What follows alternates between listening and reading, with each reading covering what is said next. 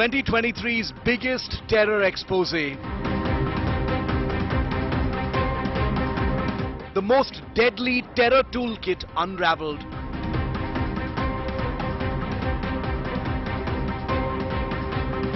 This news break will quake India.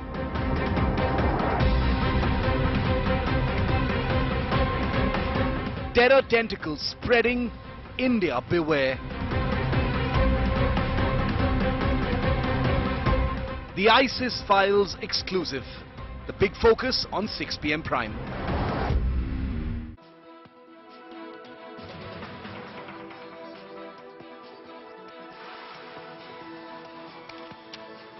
Hello and welcome to an India Today special broadcast. I'm Gaurav Sawant. The information we are about to give you is based on detailed investigations that have been carried out in a terror plot. This is not intelligence-based information, but evidence that has been painstakingly gathered and is now being submitted in courts of law.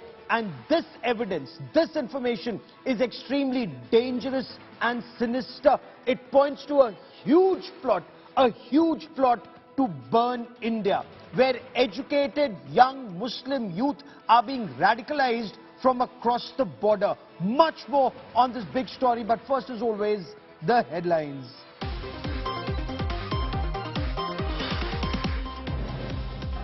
No relief for Rahul Gandhi. He remains disqualified as Member of Parliament. Gujarat High Court calls his conviction just and legal. Says refusing a stay on conviction will not result in justice.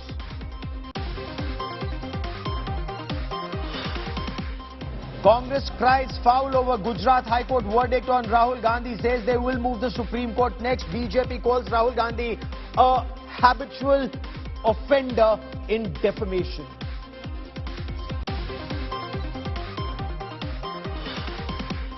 Prime Minister Narendra Modi attends the Gita Press Centenary celebrations weeks after Mahatma Gandhi Peace Prize controversy flags off 3 Vande Bharat Express trains.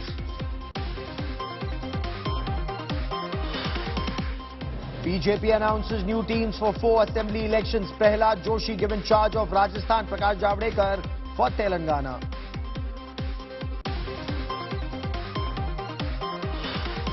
Delhi court takes cognizance of sexual harassment case against Brij Bhushan Sharan Singh, summons the wrestling body chief on the 18th of July.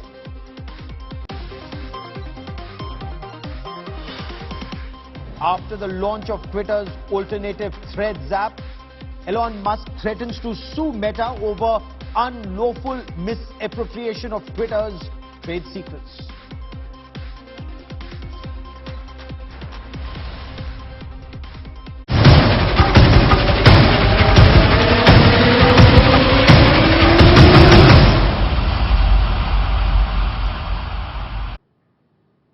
The ISIS Files is our top focus story. The National Investigation Agency probing the Mangaluru cylinder blast case, remember this is a terror attack that took place last year, has unveiled a very sinister Islamic State plot to bleed India. In this India Today exclusive report, this chart sheet has been accessed exclusively by India Today. We bring you details of the Islamic State terror plot, how the conspiracy was hatched. There's a handler called Colonel.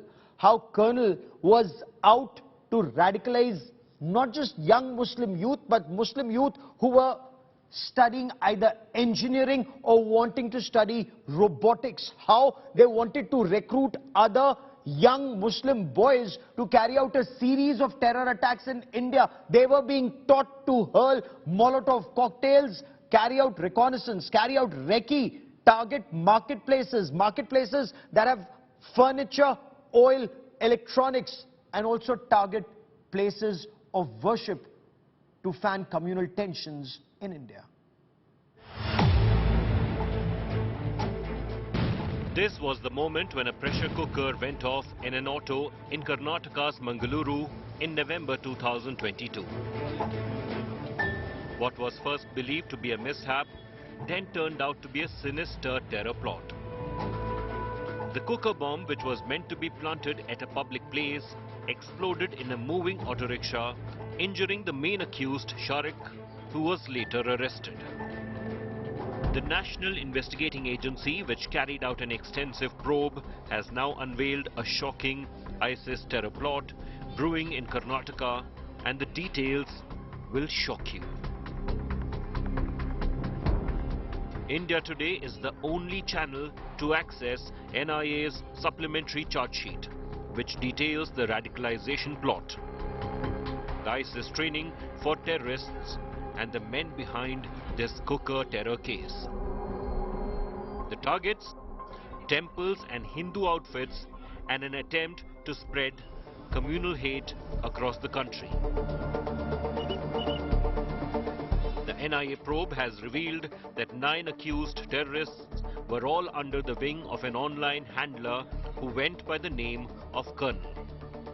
Colonel, who is yet to be identified and tracked down by authorities, used end-to-end encrypted communication platforms to stay in touch with these terrorists and radicalize youngsters. Colonel would share videos on how to assassinate people, how to make petrol bombs, and carry out arson with the recruits. He also shared training videos of ISIS fighters and Islamic preachings on jihad to turn the recruits into assassins and suicide bombers. India Today has also accessed WhatsApp chats between the colonel and one of the accused. This is called Molotov. Learn how to make it and practice a bit of it. Essential skill for a guerrilla fighter. To begin with, practice throwing bottles and better your aim and throwing skills. At least you should have a couple of arson jobs in your pocket by the time you finish your engineering. Something small like burning a bus or a train or some wooden bridge, etc. It should seem like some miscreant work or accidental fire. It is important you pass through this phase. As work increases, there will be regular operations. Whole of India will become like Kashmir. There will be paramilitary and police everywhere, especially in Muslim areas. But how did these terror accused fly under the radar for so long? For starters, the accused received funds only in the form of cryptocurrency from the colonel. They used exchanges which did not follow KYC norms. The funds would be sent into crypto wallets of their friends and even far-off acquaintances. They would then collect it and convert it into cash. All 9 terror accused are now behind bars. But here's what's shocking. A deep dive by India Today into their profiles has confirmed that 5 out of the 9 terrorists came from a tech background. They were well educated but clearly wanted to use their qualifications to spread terror. These terrorists planned to pursue robotic courses to carry out terror attacks. I would prefer you work in high-tech industry, something like defense production or petrochemicals or chemicals. You would need a cover in any case. So being in a critical industry would give us an insider knowledge of how to sabotage these industries, which form the backbone of any nation.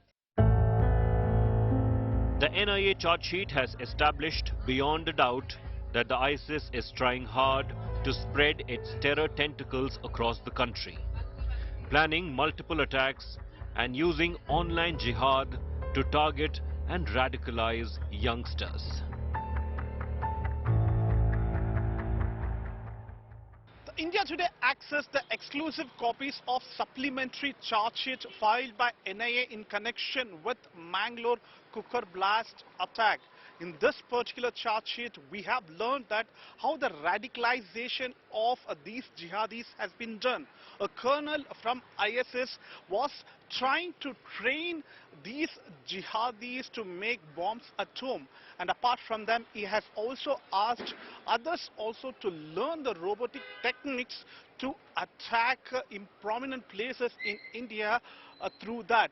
And they have also asked all the accused to get recruited in defense organizations like BL, BHEL as well as DRDO. And they were transferring enough money to all these accused to ensure that they execute their terror plot across the country. With Illusion Shivu, Sagaraj reporting for India Today, Bengaluru. I want to tell you a little more about some of these accused. Let's take a look at accused 1 or A1 in this case. His name is Sharik. What more do we know of Sharik? Sharik was part of a conspiracy to carry out a terror attack at sensitive locations in India. He was also tasked to recruit some of the other accused. He was tasked to carry out a reconnaissance, figure out where bombs would be placed and how to make Molotov cocktails or petrol bombs. Educated young Muslim youth. Let's now talk about A2, Maz Munir Ahmed. Now, this is not intelligence-based information. This is a charge sheet after detailed investigation by India's National Investigation Agency. It's a premier investigation agency. Now, he was tasked to carry out trial bombs, put together an improvised explosive device. In fact, since he's educated, since he has a technical bent of mind, according to investigators, he was tasked to first take internship at a robotics course. And why remotely controlled IEDs and use robotics for the IEDs to be in midst of a crowd and then carry out a blast? Where also figure out how to enter the Defense Research and Development Organization DRDO, Indian Space Research Organization ISRO and other such sensitive locations. Also converted cryptocurrency into regular money to carry out the terror projects. Let's now go to accused number 3, Sayyid Yasin. Sayyid Yasin again. Now you have the picture put out by National Investigation Agency. Investigations say Sayyid Yasin is the accused who pieced together some of the raw material, procured raw material to make the IEDs, made these IEDs and conducted trial blasts before the real test. A4 or accused number 4 is Rishan Tajuddin Sheikh. Rishan Tajuddin Sheikh, that man you see on your television screen, according to the National Investigation Agency, converted cryptocurrency, was tasked to arrange funds, and he's the one who gave money. A4 gave money to A2, which is Maz, to procure a scooter. The scooter was to be procured for not just recce, but for a scooter-borne improvised explosive device. Let's now talk about A5, accused number 5, Huzair Farhan Beg. Hussain Farhan Beg, according to NIA, converted cryptocurrency for terror funds. Very, very dangerous activities. He also was tasked to scan for hideouts. Where could people stay to carry out reconnaissance? A6, accused number 6, is Mazin Abdul Rahman. Again, his task, Mazin Abdul Rahman's task, according to National Investigation Agency, was to radicalize youngsters, to bring in youngsters, use social media platforms to, 1, radicalize youth, bring them into the fold of this outfit, and then train them to carry out terror activities. Let's now move forward to A7, accused number 7, Nadeem Ahmed. Now, Nadeem Ahmed K.A., according to the National Investigation Agency, arranged for a location for training and for trial explosives, for the use of explosives in a jungle area. So he organized a trekking camp, jungle survival course. Now this happened in the Kodagu area, helped recruits carry out these trial runs in a forested area.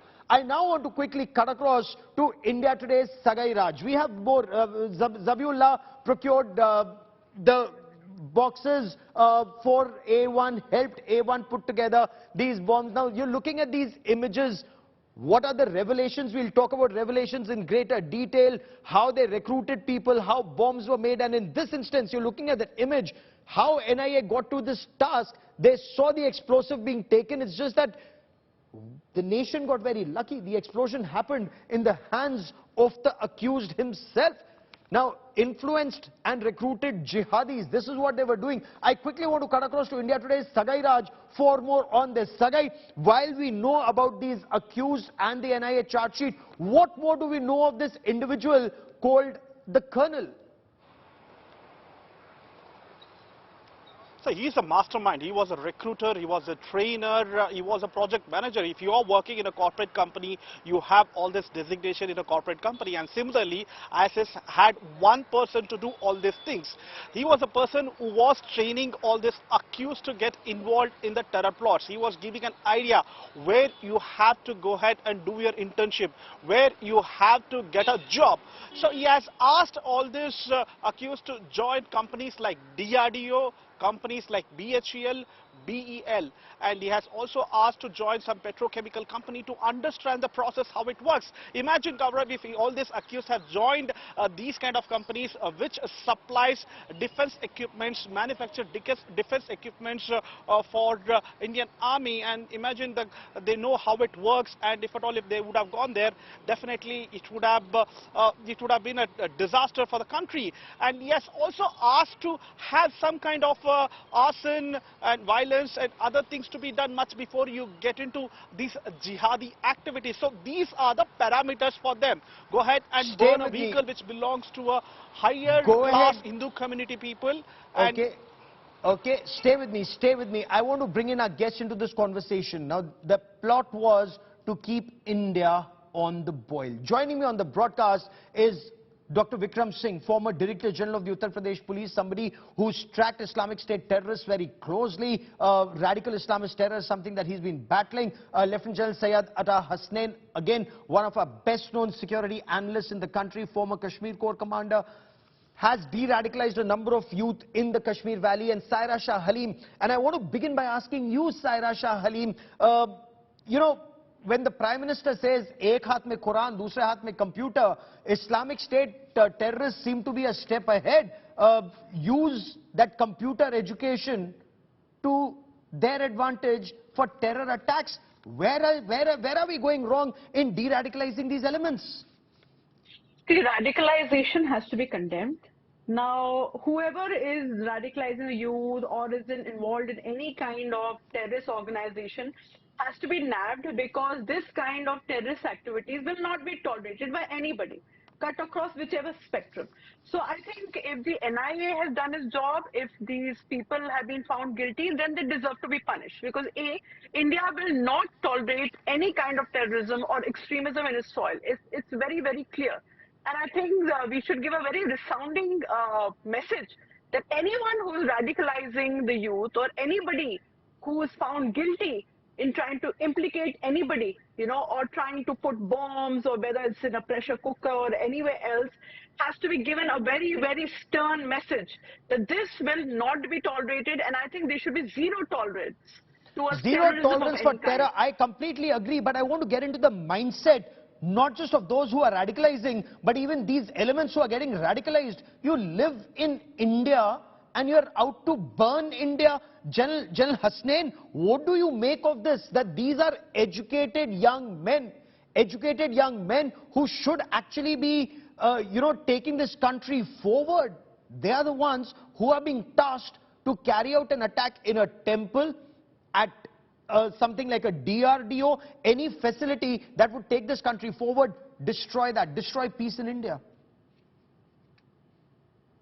You need to go back to 2014, when the ISIS came into being. If you remember the kind of importance which was given to information technology and networking. May I remind our audience, 2015 February, a gentleman called Shami Witness, who was caught in Bangalore.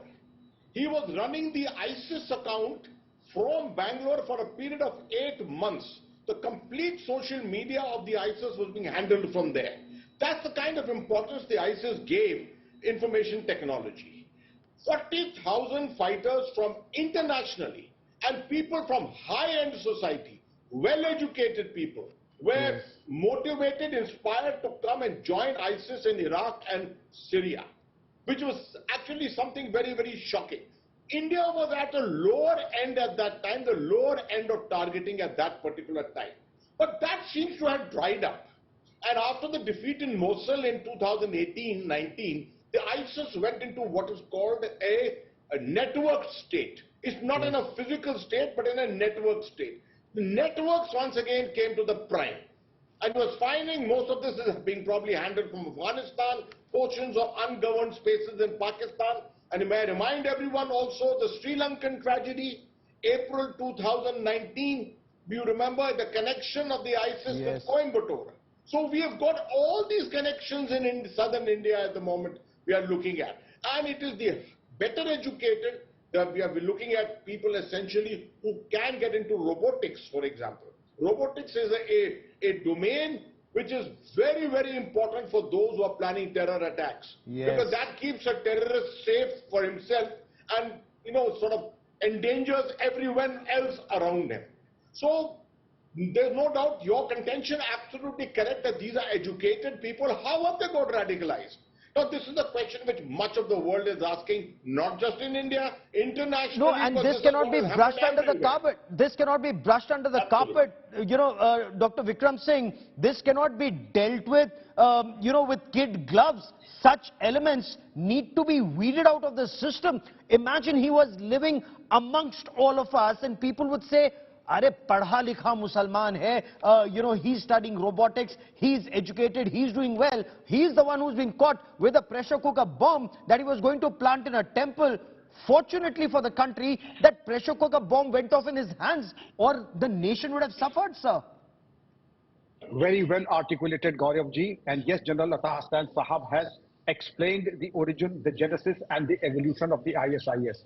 I'll come now to the bottom that in the present case, these 9 arrests, I would compliment the NIA like Shaira Sahiba, and also that it is now more than radicalization and there are unmistakable footprints of the handling of these 9 by the ISI. Because with my experience of handling all of them, there is a handler who is known by some either major or a captain or a colonel, depending upon the seriousness of the operation. And there is a system of cutoff. We have a system of cutoff. One is arranging the logistics, the other is arranging the hideout, the other is arranging the targets, the other is arranging the dry runs. So the baptism part is over. Radicalization happened much earlier. Now it is the wiring of the mind to go in, where to go and how to go about. And that wiring of the mind is being adjusted and monitored by the colonel. The dangerous thing now, Gaurav ji, is to understand the ramifications.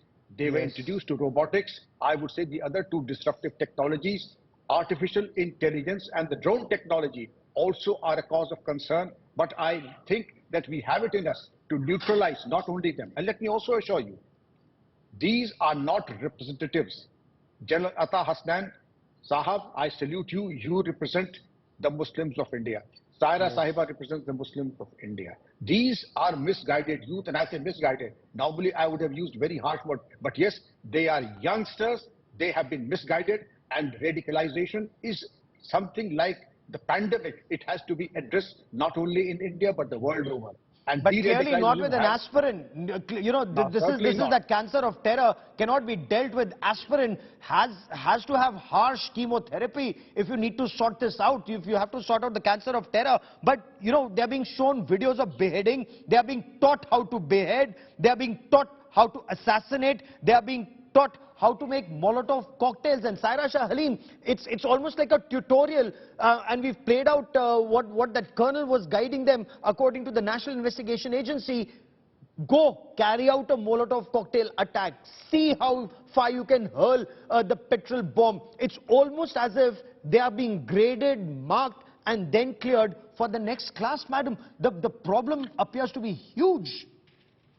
Yeah, so firstly we need to ascertain who the handlers are, because if these handlers are training them to conduct these terrorist activities, those handlers needs to be nabbed first, you know, who are radicalizing the youth and spoiling the future, and you know, in return the country is suffering. So we need to find out firstly who the handlers you know are, and these people must be getting used as pawns. Either ways, it is very, very tragic, and I think all of them, be it the handlers, be it the ones who are perpetuating these crimes, these terrorist activities, they need to be nabbed at the earliest, and we need to send a very strong precedence to the country at large that we will have a zero tolerance towards any kind of radicalization, terrorism, or any kind of extremist activities going on in the country. General Hasnain, when you read through this charge sheet, the task that the so-called handler, who's identified as a colonel by the NIA, or according to these individuals, A1 to A9, apparently systematically told them to target the economy in their area. Go target a marketplace. Go target a furniture, an area where there's a lot of furniture, where there's a lot of petrol. So that way, they ensure that there's a massive fire, there's loss of life, use incendiary material, and ensure you come out safe. It's almost as if there's military-grade planning where these people are the foot soldiers of the terror plot against India. Gaurav, I would strongly recommend, if someone wants to really study this well, watch a film, and surprisingly the film is from Pakistan, a film called Khuda Ke Liye. Yes. It will actually show you how a perfectly well-educated person, absolutely non-radicalized, how he lands up in the hands of the handlers which Sairaji was just talking about. You land up in the hands of a handler who slowly gets to your mind and starts changing your mind. And that individual can then start leading two parallel lives. One life in the public and one life in the private. This is a very typical thing happening to many young people in the Islamic world. And unfortunately, it becomes very difficult for intelligence agencies to be able to home on to them. Most of them are experts in all these issues of terrorism, technologies which are involved in it, and there is so much of subversion behind all that, that after a period of time, the mind is completely changed. You're absolutely right. This is starting small. Choti shuruaat. That is small marketplaces, a scooter bomb here and there. Later you'll find network things like it happened in Mumbai in 1993. 30, 40 blasts at one time. Now, for that you require an army of trained people who go surreptitiously into these areas and leave behind these bombs in all these kind of places. So this becomes more and more sinister over a period of time. In fact, since you mentioned the 1993 Mumbai blast, Dr. Vikram Singh, in that case, whether it was Dawood Ibrahim Kaskar or Tiger Memon or the planters of those bombs, they were actually first taken to Dubai, then from Dubai to Pakistan, where they learned how to make bombs, then back to Dubai, back to India, and then they carried out those horrendous terror attacks in which 257 people were killed in 13 blasts and more than 700 were injured. In this case, sir, nobody is being sent to Pakistan. Nobody is going to Dubai. It's happening in the jungles of Kerala, Karnataka, and in those areas where these educated Muslim boys are making bombs, using incendiary material, carrying out these pressure cooker blasts, and God forbid, if they get access to bigger explosives, there would be another 1993 kind of a serial blast situation. Gauravji, comparison should be between comparables. 1993 is almost history now, and 2022-23 is very different. The information technology and the rogue apps, the encrypted apps, will not require anybody to go to Dubai. You can sit wherever you are, and your mind will be radicalized. Repetition, internalization, and then it becomes habit. And also the incendiary material, how to procure them, how to fabricate bombs, how to make bombs from whatever ingredients are available in the home kitchen or from the nearby grocer. That is what the technology has given. The negative side of this technology is. Therefore, all the more reason that people have to be alert that the radicalization and the symptoms of radicalizations, one has to be extremely observant and vigilant to see that the youngsters are not privy to any malignant influence. And to Ms. Shara Shah Aleem's, I totally agree. It is not only to be dealt with zero tolerance, but also not nipped in the bud, but crushed in the bud immediately, and the entire might of a resolute nation must come down heavily on the handlers and those who subscribe to this negative philosophy. How do you stop this radicalization? So, Saira Shah Aleem, my worry is the handlers may be across the border. Catching them is more difficult. How do you ensure that they don't have an environment here to exploit? How do how do these youth get de-radicalized? Shouldn't that effort come from within the community? Because anyone talking to them from outside the community may not have the same impact. This is the time for the community to ensure that such elements, one, are weeded out, two, no such elements are created. See, we've noticed that whenever any terror attack happens, people from across the spectrum, people from the Muslim community, people from the majority community, everybody speaks in one language and they condemn these terrorist activities in unison.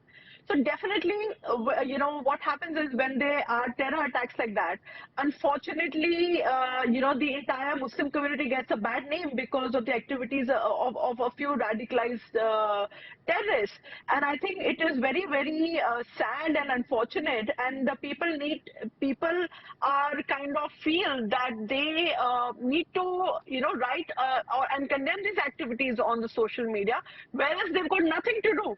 You know, because an average Muslim is busy earning his daily bread. He doesn't, you know, even have this at the back of his or her mind to, you know, commit these crimes, because it's so hard to be a daily laborer, to be a normal, educated working person and come back home and feed the family. That is all they're thinking about. However, these few individuals give a very bad name to the community, and I think not just the Muslim community, everybody, including the majority, minority, everybody needs to speak in one voice and condemn these activities so that there's a more peaceful environment in the country, and these radical youths are nipped in the bud, the handlers are nipped in the bud, and any kind of, and the message is sent out loud and clear. That change, General Hasnain, because you've dealt with it in Kashmir and at a very difficult time. That change has to come from within the community. How do you deal with somebody like this Huzair Farhan Beg, who according to the NIA was converting crypto money for terror funds, or Sayyid Yasin or Rishan Tajuddin or the other A1 to A9, General Hasnain? See, Gaurav, firstly, I must compliment you on the quality of your panel. What an outstanding panel that you have been able to put together on this subject. Having said that, let me tell you that counter-radicalization, de-radicalization has to start with a stronger narrative than the narrative which is being played by the terrorists. Now, therefore, you have to identify what is the narrative which is going on in the campaign of getting, you know, terrorists on your side, or getting young people into the domain of terrorism.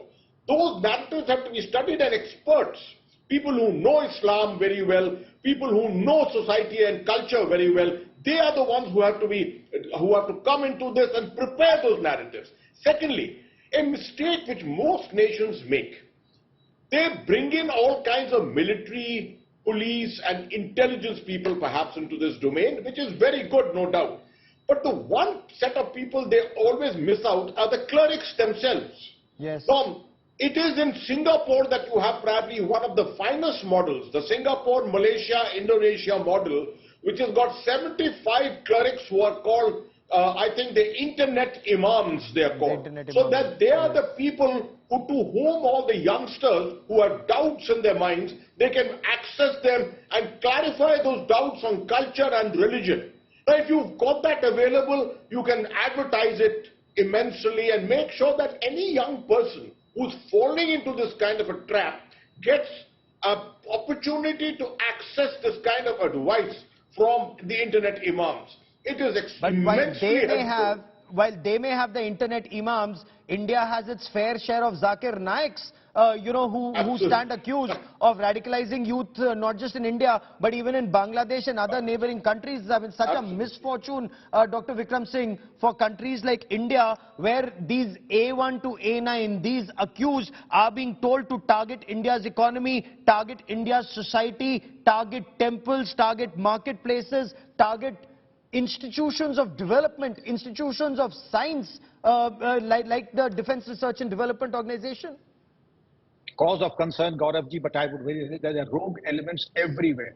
Rogue elements in the police, rogue elements in the majority community, rogue elements in the army. And yes, those microscopic minority will have to be dealt with.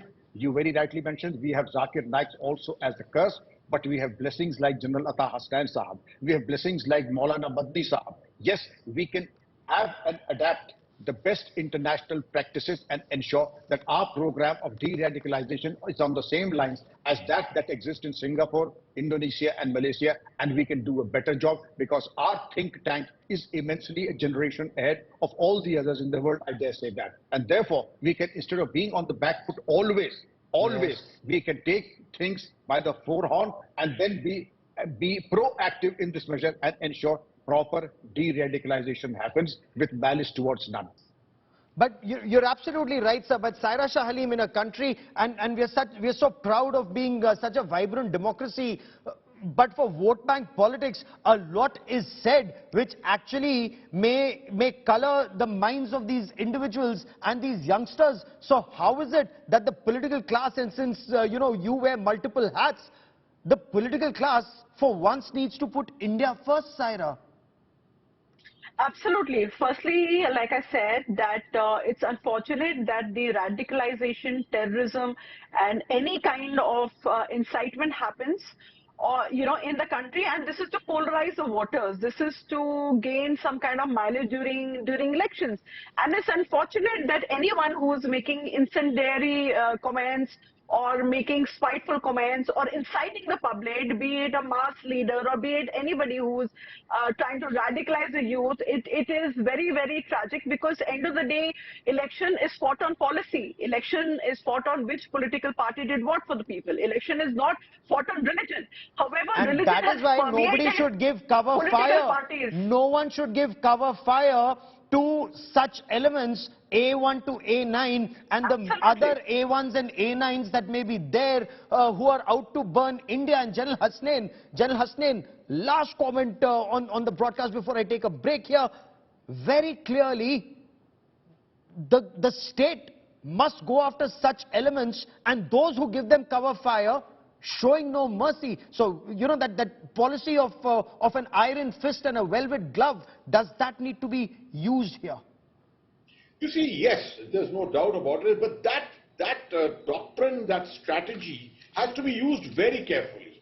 Sometimes what happens is that the army, the intelligence agencies, the police or the paramilitary get accused of excesses, and they themselves get so drawn back that the proactivity which should be involved in this kind of a campaign is sometimes missing. So we have to be very, very careful while doing this kind of a thing.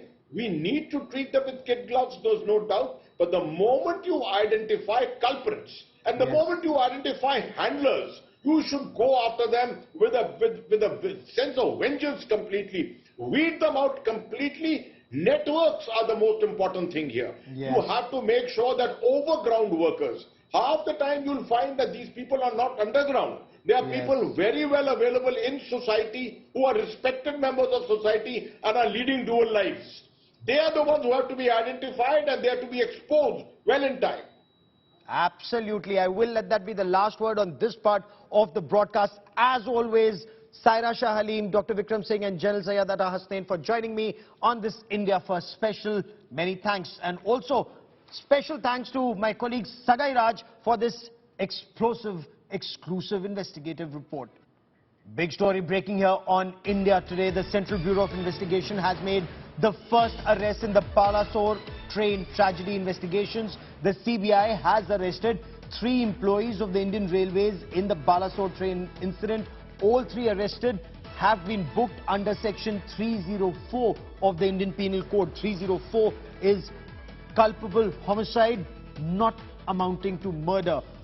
Section 201 has also been added. This is equally important, causing disappearance of evidence of offence or giving false information to screen an offender. This is section 201 of the Indian Penal Code. So the 3 arrested have been arrested under these 2 sections, and they include a junior section engineer and a technician. The accused are Arun Kumar Mahant. He is the section engineer. He is the senior section engineer here. Muhammad Amir Khan is the junior section engineer, and Pappu Kumar is the technician who has been arrested. And I quickly want to cut across to India Today's Munish Pandey, breaking this big story first here on India Today. Munish, what more can you tell us about their specific role that's under investigation currently? Well, Gaura, at this point of time, I have been going to understand by a senior source within the Central Bureau of Investigation that all three were questioned by the Central Bureau of Investigation on multiple occasions.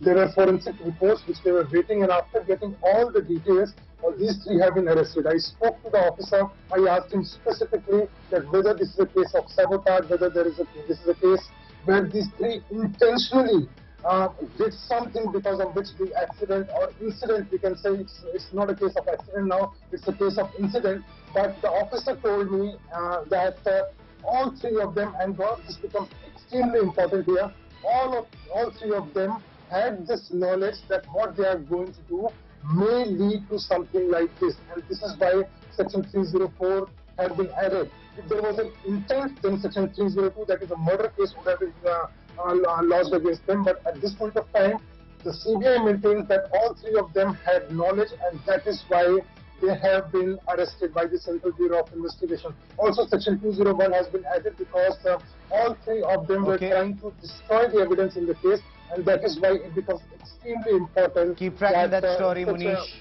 I will come back to you for more. For the moment, Munish Pandey, many thanks.